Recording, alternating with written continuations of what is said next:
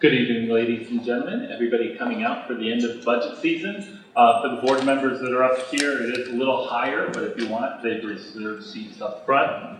I just want to start off the process, and then I'm going to turn it over to our wonderful school business administrator, Ms. Katie Mazzetti. But this year's process has certainly been a challenge, especially with the changes in the tax cap levy calculation, as well as the support from the state education department and the division of budget from New York State. But hopefully, as a culmination from our previous Board of Education budget discussions and workshops over the past 3 months, you will find many new surprises tonight as we finalize our proposition for the board to consider to tentatively adopt later tonight for presentation to the voters of the Horsehead Central School District. Specifically, please pay attention to the fact that the tax levy percentage increase from the last time we presented this, as well as the tax rate estimate percentage increase from the last time that we presented this, all have gone down, and that's through the hard work of all the administration, especially our business administrator, using all of our avenues and tools at our disposal to make sure that our budget comes in, hopefully with what individuals throughout the community would believe is reasonable and appropriate without major reductions or changes in our overall educational program. So I want to thank you for your time and patience over this time. I want to turn it over to Katie at this point so that she can walk through the whole process sort of from start to finish as we wrap up our budget development. And then most importantly, if I'm not back in time, I apologize. I need to correct something on the agenda with Ms. Perazzolo, so please give Katie your undivided attention, and Katie, stretch out the time. Okay, so thank you very much, and thank you, Katie, as well as your whole department for everything that you've done. Sue.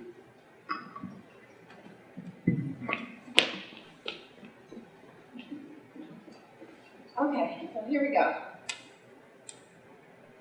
I'm just going to give you the final picture of our 18-19 state aid. Our total foundation aid increased by $413,000. As we know, when the governor did his final budget, we didn't see a whole lot of change in the foundation aid when they finalized the budget. Transportation aid and expense-driven aid, as expenses continue to go up, we'll see that aid go up corresponding with that. Building aid was kind of the kicker with a lot of issues within the budget this year and within our tax cap. As I mentioned early on, we did have one old voter authorization from 2000 that paid its last payment this year. It was a pretty sizable payment, which resulted in this drop in building aid. That impacts our revenue budget and also impacts our tax cap calculation. So once we get the 2030 project going and get our borrowing going and get the aid generating on this new project, that should correct itself over the next couple of years. And then other aid items include things such as our BOCES aid, the aid we get on our special ed services through excess cost aid, interest income, admissions, rental income, things like that. And this increase is primarily due to increases in BOCES aid and our excess cost aid.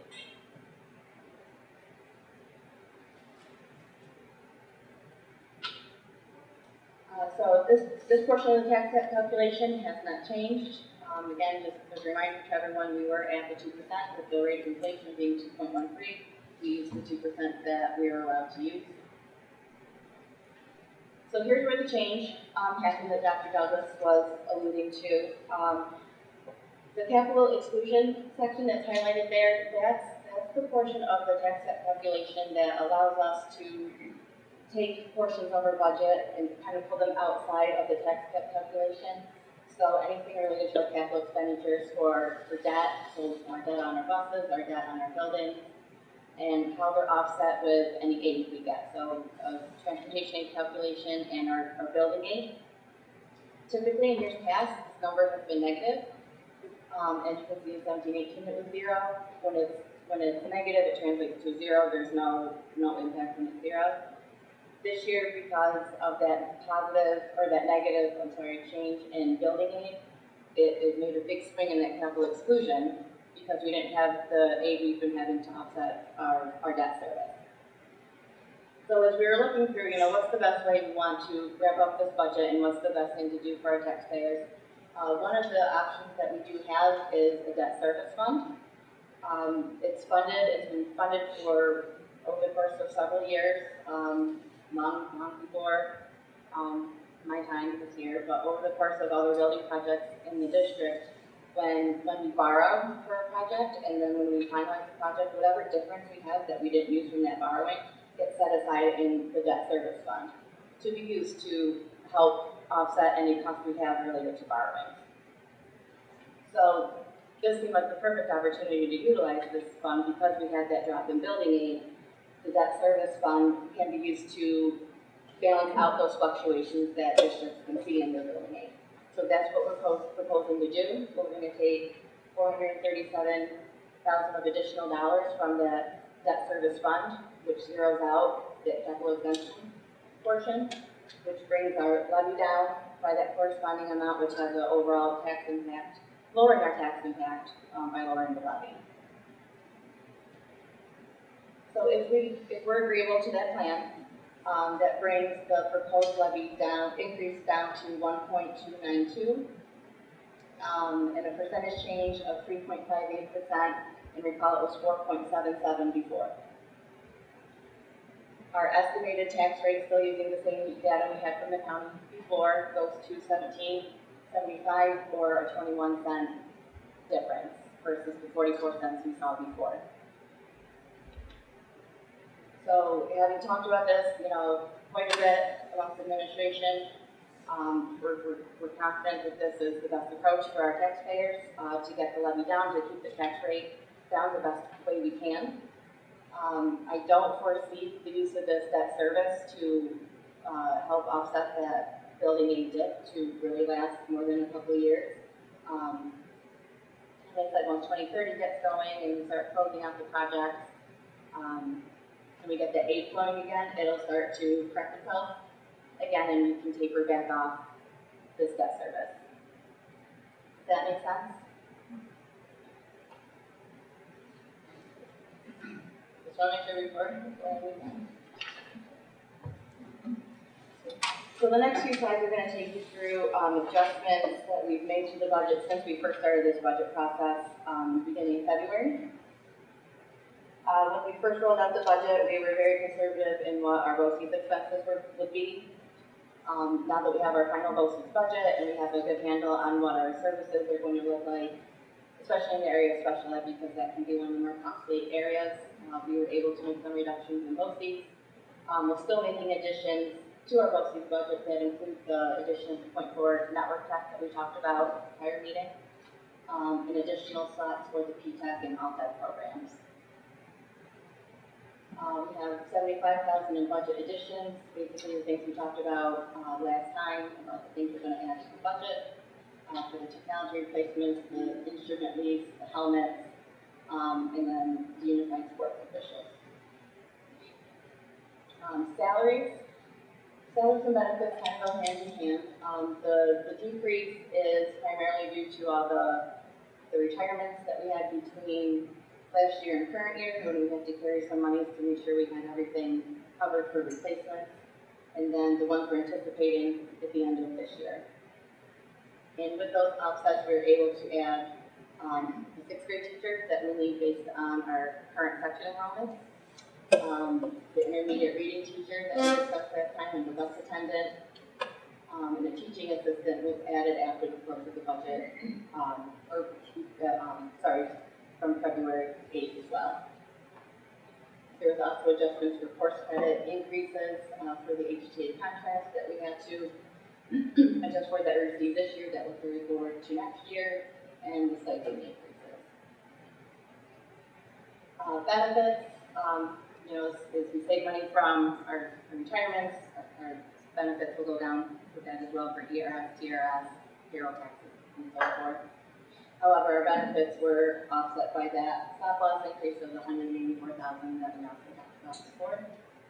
And that's some little minor tweaking that we needed to do. So total budget adjustments between the beginning of this processing now is $950,000.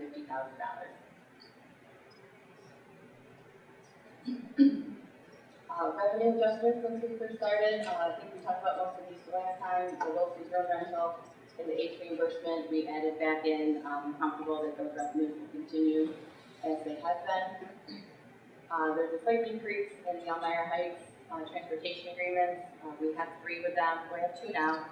When we closed the budget last year, they were anticipating doing 1 bus run with us, and then after the budget was approved, they changed their mind, so I had to pull that money back out. Our increase in state aid between February now and then a few more miscellaneous adjustments for 2. Total revenue adjustments of $528,000.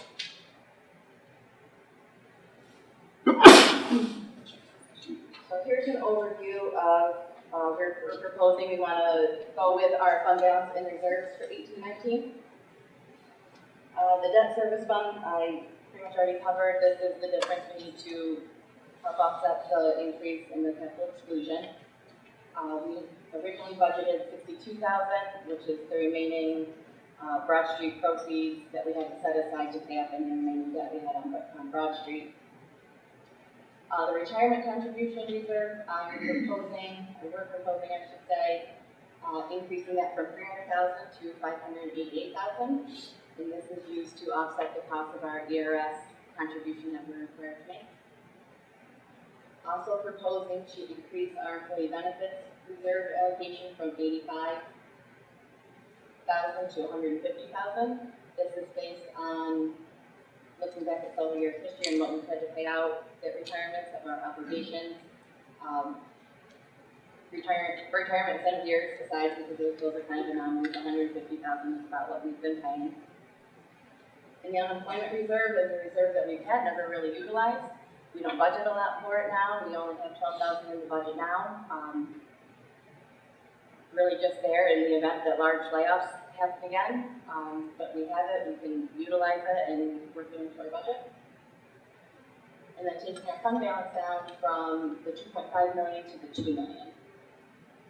So this all equates to our current usage is 2.8 for the reserves we currently use, between fund balance and the reserves we typically use, debt service aside, okay? With these changes in the retirement contribution, the EBLR and the unemployment and the fund balance, we're actually decreasing the use of those reserves by $135,000. So while in total we're using more because of that debt service, we're decreasing the ones that we typically use in our budget, and that debt service is a temporary addition. So that'll get weaned off over the next few years. So I think this is strengthening our position by reducing that reliance that we have on our fund balance and our reserves. It's better utilizing the reserves that we have versus just relying on a fund balance number. We'll use the reserves and replenish at the end of the year based on our reserve plan and what we're able to do. And then we'll continue to look each year about how we want to continue to step up that remaining $2 million. I know we made a big jump a couple years ago, went from that $5 million to the $2.5, which was a great thing to do, but we may want to take some slower steps and just do 100 or 2,000 each year, or, something like slow and steady approach. So total fund balance and reserve use will be a little under 3.2. So when you take all those components together with our tax calculation, that's how we're proposing to balance the budget.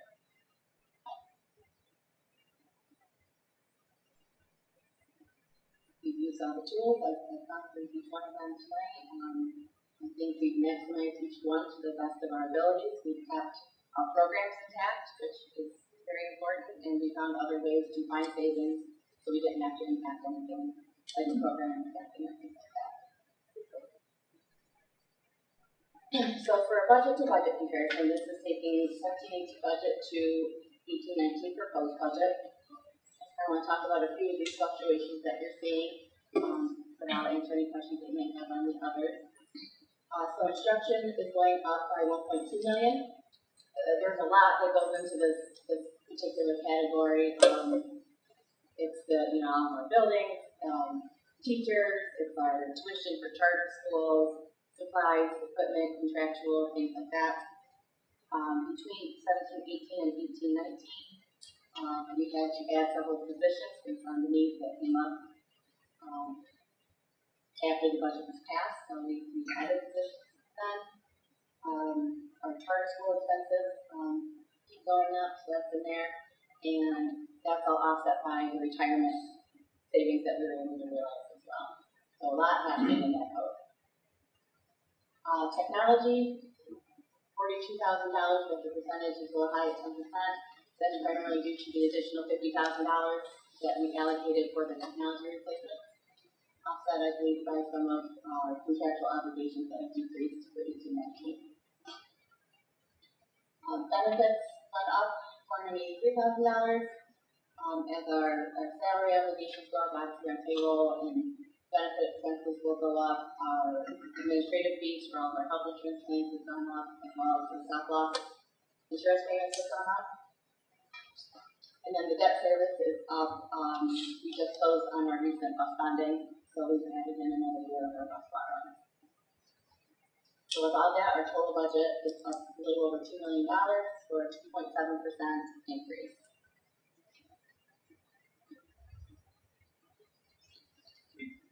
Is the debt service increase, is it more expensive to borrow, or because interest rates went up? Is that why? Interest rates go up a little bit. Does that account for the percentage? So this was for the borrowings for the proposition last year. Right. I think it was seven buses and two entities.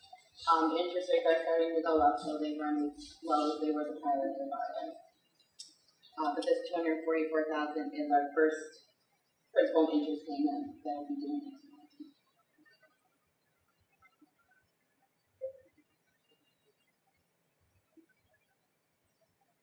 So revenue comparison.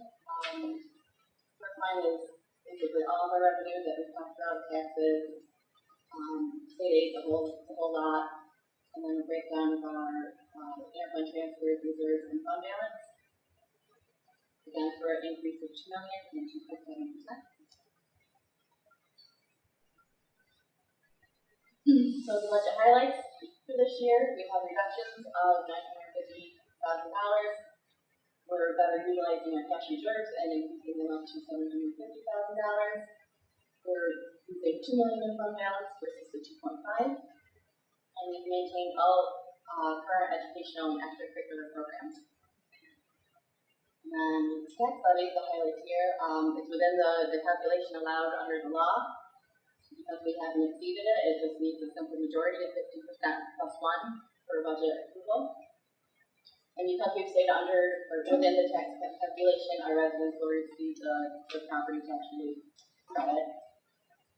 Our levy increase was 3.58%, which equates to an estimated full value tax rate increase of 1.2%, which is $21 per $100,000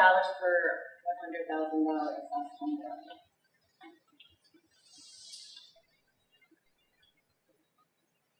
Here's a snapshot of our budget history back to 07-08, how our 2.7 compares, so we're still right in the ballpark of where we've historically been. And again, that big reminder that we can't continue to stress enough that the percentage increase in our levy does not equate to our percentage increase in tax rate. We're a fortunate district that we continue to see assessment growth, property value growth. Things are moving in here all the time, which is a huge benefit to us and the taxpayers in their rate. There was one anomaly year where it actually went the other way, but that was due to the gas industry. Other than that, we have a pretty solid history, and we're not expecting next year to be any different.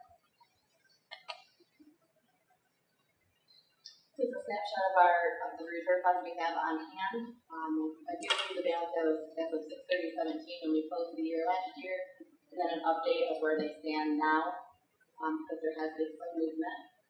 The board did pass a resolution a couple months ago to move some money from the ERS reserve to the capital reserve, so that change is reflected here.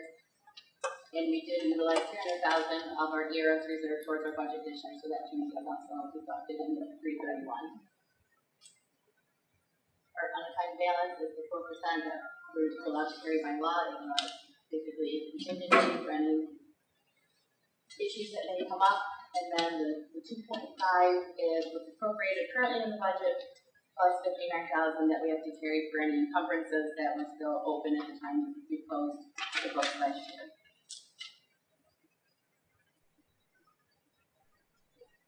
So before we carry on, any questions? I mean, this is more the procedural that we have to do after. Any questions from the board, thoughts, discussions? We hope that you've seen that we've pretty much included everything that we had from our discussions at our last meeting with some of the things that came up from the board. My administrative team, I think entirely across the district, sees that as the best course forward at this time. Like I've said every year, it's better to be as strong as we can, at least for a year, instead of reducing. I think that's been sort of the board's guidance, our presentation of it. The big thing to note, especially about reserves, these are only for one-time expenses. They are not for reoccurring annual expenses. And we're starting to manage them the way that they should be going down the road, especially when it comes to our capital. You can see a major reduction of $10 million. We know we're going to need another capital project out there in about 4 years, so we have to try to reduce the tax load on the tax base here by using our appropriate resources that we have, as this money is really the taxpayers' money, and use it for the best way to maintain their educational programs and also solidify their operations and infrastructure. So that gives us some tools to work with over the next 5 to 7 years, but we always have to manage this. We can't just put this into the budget. So at this point, before we get into the final piece, is there anything from the board, any thoughts or comments before we turn this over to you? I would just thank you first for all the hard work to put this together. I think it's a positive that we've seen the tax levy go down from the 4.77 to the 3.58, and we haven't had to cut anything from the instructional services or other extracurriculars. I just want to make sure I'm clear from the standpoint of sort of financial health, and you, Dr. Douglas, just touched on this a bit. We look at slide 12, it shows we're decreasing by 20% our reliance on the fund balance, close the gap, but increasing the reserve use, which is a one-time, substantial. Inter-fund transfer of debt services. But then also the next line, reserves are up 90, almost double. So, and I know there's some history around the level of the reserves, right, and where they should be from a comptroller standpoint. Mm-hmm. So, can you talk about where that puts us? Are you concerned at all about the position in the reserves after utilizing this increased amount? So, when I look at the reserves, I look in tandem with the reserve plan that the board reviews and approves every spring, coming to next month when we look at how we want to close out the books for the year. So I would make sure that I'm staying consistent with what that plan says we want to do with our reserve money. So as I'm allocating the money, for example, for the ERS reserve, I make sure that what we're utilizing still leaves a sufficient balance behind for future needs. For the plan that if we're only able to replenish part of it, is that hurting us? Not hurting us. So I just spend a lot of time making sure that this isn't going to put us in a bad position. So no, I don't think this is harmful in any way to the district. It's actually by taking money from fund balance and using our reserves, we're actually doing what the comptroller wants us to do. By using those reserves in a way that benefits our budget. Right. And by lessening what is it right to say that by lessening the use of fund balance, that's also that's a positive. Right? Yeah. When you look at credit ratings and everything, we have a very good credit rating. It can always get a little better. The one thing that will enter into that is how much you're taking out of your revenue to support the budget. So the sooner we could ever get off of that and have the reserves, that's your capital plan, but it's also your rainy day plan. So when we end the year, our budget should have some type of surplus in it. Now, it shouldn't have $3 or $4 million. But usually a district this size has anywhere from 400, 500, up to around $1 million. And that is to offset some of the use that we had on the reserve. We weren't there last year. Depending on how you look at it, we were at 200,000. Other people say we're at 700,000. We go by our numbers because our numbers are audited by the county. I always run plans like this past our auditor, make sure they're on board and supportive, and they don't foresee any issues going forward in our auditor plans. Thank you. I want to thank the Gardner Road staff for keeping this. I just wanted to thank you and your staff for all the work you did and trying to be creative and trying to put a percentage out there that's going to be more helpful to the public. I also appreciate the addition of dollar changes and percent changes all through it. It makes it much easier to visually spot extremes. And I think this is a great budget. I'm going to support it.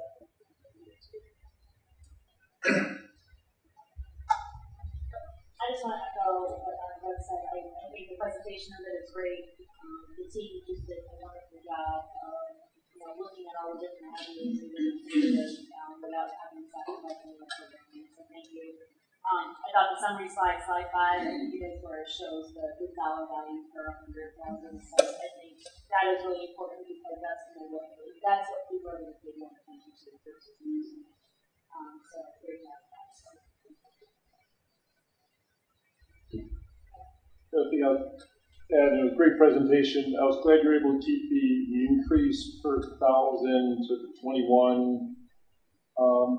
And the final number is still well under $18, total, and some of the surrounding districts are $21, $22, $23 for comparison. So I feel we're very fortunate to be at that lower level still. Thank you.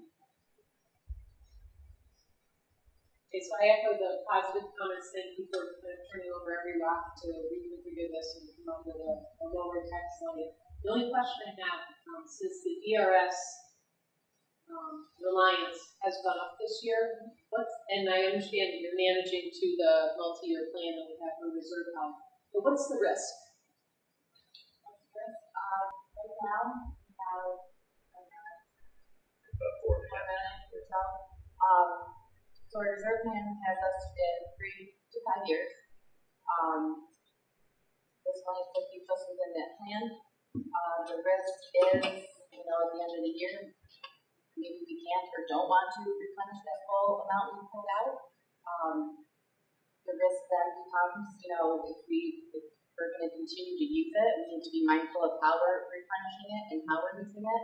Because if we don't replenish it sufficiently over time, it will go down. So it'll be a year-over-year discussion about how we want to continue to use it, and making sure our balance stays where we want it to be. Reserve plan is also renewed annually, so if we feel we want to handle it differently, we can amend the plan, as long as we have a trail of, and a source of how we want to use it. Does that answer your question? Comfortable with having lived through the history of the EDALR and the stunning reduction in health on most of us. Yes. Even though I'm assuming that the state or the actuaries would still say we have significant liability, we're comfortable with that. We're probably better positioned than a lot of districts.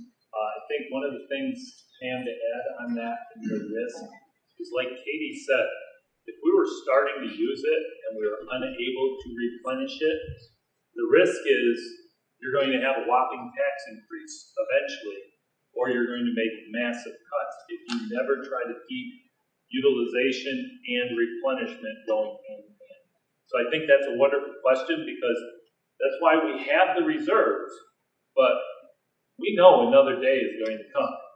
We've got to always balance that with our current needs versus our future needs, and that's why we have to look out roughly 5 years as we're doing it. So I think that's an excellent point, and I hope the board understands that's why. This is the taxpayer's savings account for emergencies, nothing more.